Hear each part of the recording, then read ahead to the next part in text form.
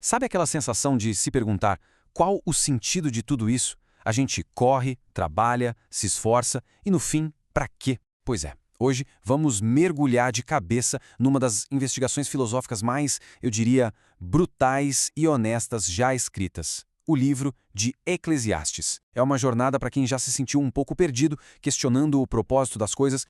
E olha, o livro não perde tempo, ele já chega com um verdadeiro soco no estômago. Logo de cara a gente lê: vaidade de vaidades, tudo é vaidade. Puxa, isso soa pesado, né? Quase niilista. Essa afirmação assim tão direta já coloca na mesa o problema central que vamos investigar juntos. Se tudo é passageiro, se tudo é sem sentido, então qual é o propósito de qualquer coisa? Ok, mas quem é que está falando isso? Quem é o autor dessa investigação toda? Ele se apresenta como Coelet, uma palavra que significa algo como o pregador ou o mestre, e ele dá uma pista importante sobre quem ele é. Filho de Davi, rei em Jerusalém. Isso aponta direto para Salomão, o homem que, em teoria, tinha absolutamente tudo, e é aí que fica interessante. É justamente por ter tudo que ele começa essa busca implacável pelo verdadeiro sentido da vida. E aqui, gente, tem uma palavra que é a chave para entender o livro inteiro. É a palavra hebraica rebel. Coelet repete essa palavra mais de 30 vezes. A gente costuma traduzir como vaidade, mas a ideia original é muito mais visual. Pensa em vapor ou fumaça. Sabe, aquilo que você vê que parece real por um instante, mas quando tenta pegar, escapa pelos dedos. Não tem substância, é passageiro. Guardem bem essa imagem da fumaça, porque ela vai guiar toda a nossa jornada por Eclesiastes. Então, o que o Coelet faz? Ele decide bancar o cientista. Ele se propõe a fazer um grande experimento com a própria vida. A ideia é testar, de forma bem metódica mesmo, todas as possíveis fontes de sentido que o mundo oferece, sabe? Para ver se alguma delas, alguma coisa, realmente dura, se resiste ao teste do tempo. A primeira hipótese dele é a sabedoria, o conhecimento. Ele mergulha de cabeça nos livros, nos estudos, na filosofia, mas a conclusão dele é, no mínimo, desconcertante. Ele diz que quanto mais sabedoria, mais sofrimento. Pensa nisso. Quanto mais ele entendia como o mundo funcionava, mais ele via a dor, a injustiça, as coisas quebradas. Então, não, a sabedoria sozinha não era a resposta que ele procurava.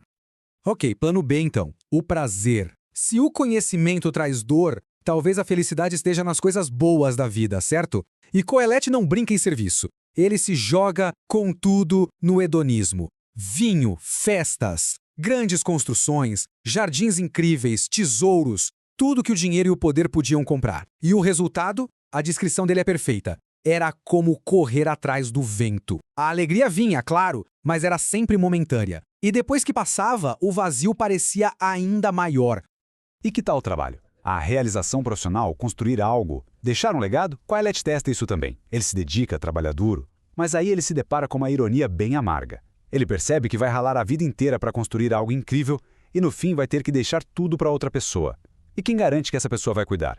Ou que não vai desperdiçar tudo? Mais uma vez, aquele sentimento. Tudo se desfazendo como fumaça, como rebel. E pronto. Basicamente, esse é o resumo da primeira metade do livro. Todas essas buscas, ele as descreve como uma expressão muito importante: debaixo do sol. O que isso quer dizer? Quer dizer que ele está olhando para a vida a partir de uma perspectiva puramente terrena, horizontal. E olhando só por esse ângulo, a conclusão é, bem, é sombria e parece inevitável. Nada, nem a sabedoria, nem o prazer, nem o trabalho, nada disso oferece um sentido que realmente dure. Mas calma, se o livro terminasse aí, seria de um pessimismo total, né? A grande virada acontece agora, porque é justamente por ter encarado de frente a realidade do rebel, da fumaça, que o Coelet consegue finalmente mudar de perspectiva. É como se ele dissesse, ok, o mundo é assim, e agora? Como a gente vive nele? E é aí que ele começa a dar conselhos muito práticos sobre como viver uma vida boa, mesmo com todas essas incertezas. E a sabedoria que ele oferece é surpreendente, vai contra o senso comum. Por exemplo, ele diz que um bom nome, uma boa reputação, vale mais que o perfume mais caro. Por quê? Porque o caráter dura, o luxo não. E tem outra ainda mais forte. Ele diz que é melhor ir a um funeral do que a uma festa. Parece estranho, né? Mas a lógica é que encarar a nossa mortalidade nos obriga a pensar no que realmente importa. Nos ensina a valorizar a vida de um jeito que a festa e a distração nunca vão conseguir.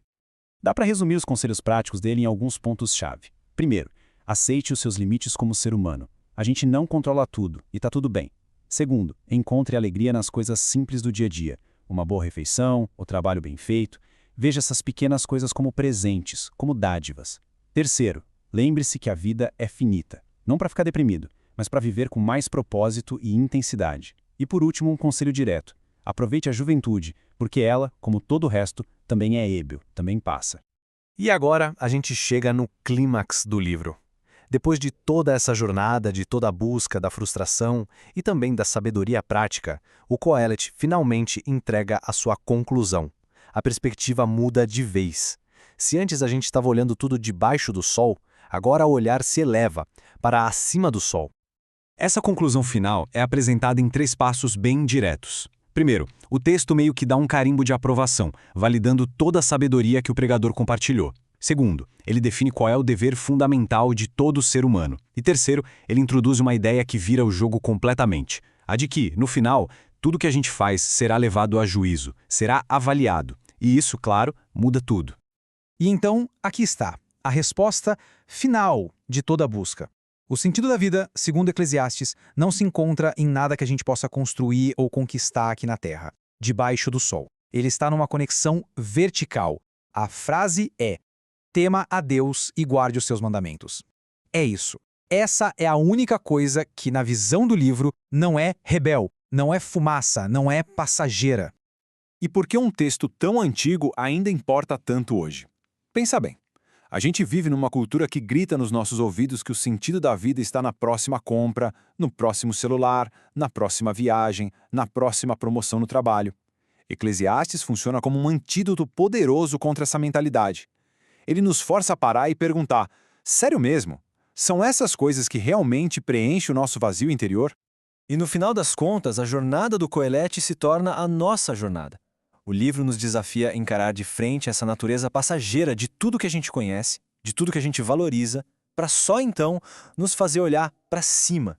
A pergunta final que fica no ar não é mais para ele, mas para todos nós. Se tudo debaixo do sol é como fumaça, onde é que a gente tem depositado a nossa esperança de encontrar algo que seja de fato sólido e duradouro?